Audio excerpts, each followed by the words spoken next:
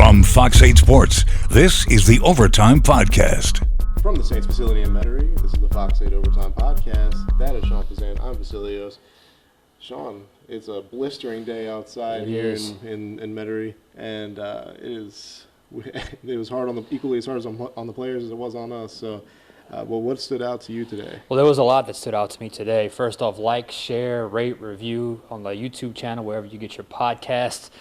Keep those numbers coming, keep those numbers up, and we certainly appreciate that. If you have a question, send it to us on the Final Word feature on the Final Play app. Any topic you want to talk about is in bounds for us. As for today, practice number 9. This was the first time it really felt like the newness of training camp had worn off, and the battle that ensues in training camp had kind of taken shape. It's not easy to push through this August heat. It was blisteringly hot out there today, and that was with them starting inside, doing the 7-on-7, then coming outside. They did 3-team periods.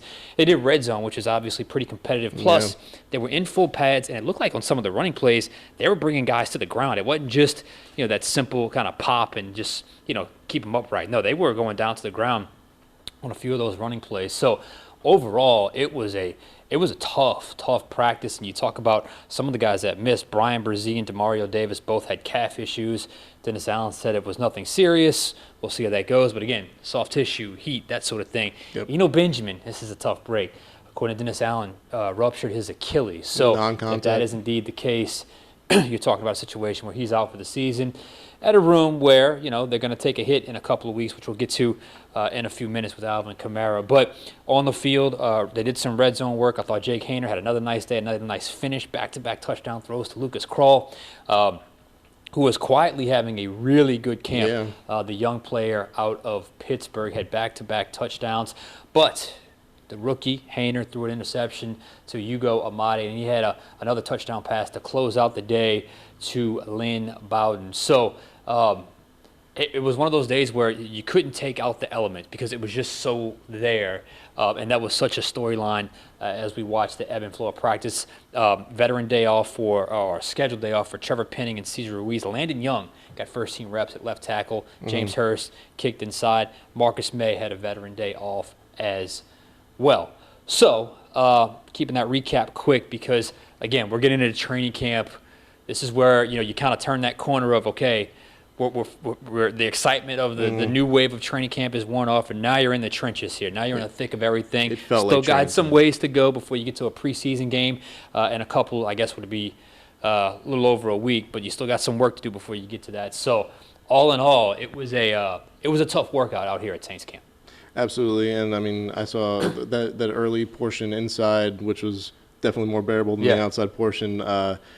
Derek Carr had a sweet throw to Chris Olave. Yep. So that was excellent. He had an excellent 7-on-7 session. Yeah. A little hit or miss in the team session, but I thought he was on point when it came to the 7-on-7 session. 4 touchdown throws there in 7-on-7. Yeah, and then one thing I wanted to touch on was Foster Moreau with a sweet homage to Jimmy Graham in the 7-on-7s indoors as well. Threw a dunk over the crossbar inside there, so that was pretty cool. But let's move on to the bigger news of this weekend.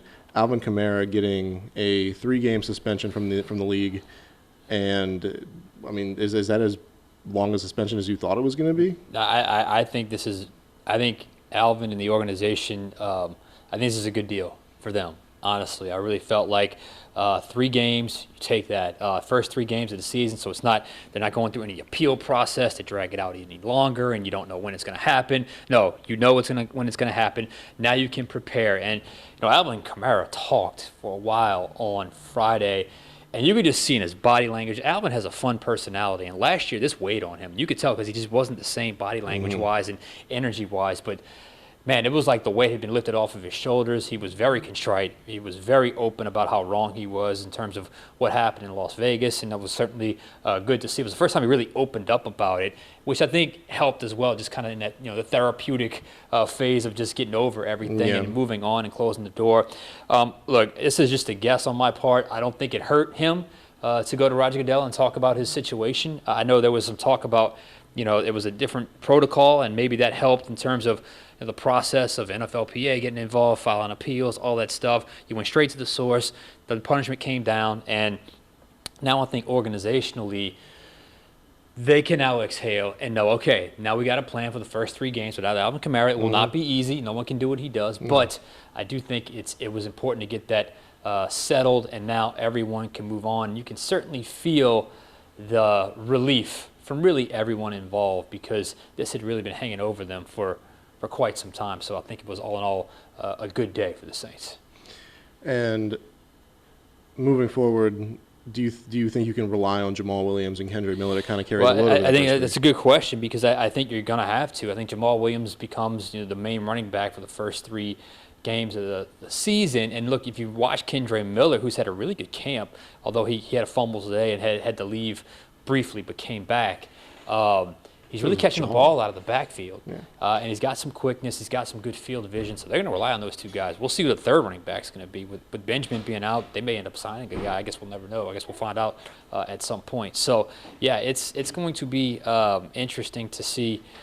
Well, we will find out eventually. But it's going to be interesting to see who they settle in on and who they end up bringing back or bringing aboard for those first 3 games of the season. So we'll have to see. But I know they trust Jamal Williams, and they really like Kendrick Miller. He's going to be on the field early as a rookie. Definitely. And with the same one last running back question, Kirk Merritt, who's been obviously playing as a running back, do you think, Benjamin obviously being hurt, do you think this kind of opens a spot for him? Yeah, he's had a little quiet start to camp. I thought he'd be a little more involved. It hasn't been the case. So an opportunity is there.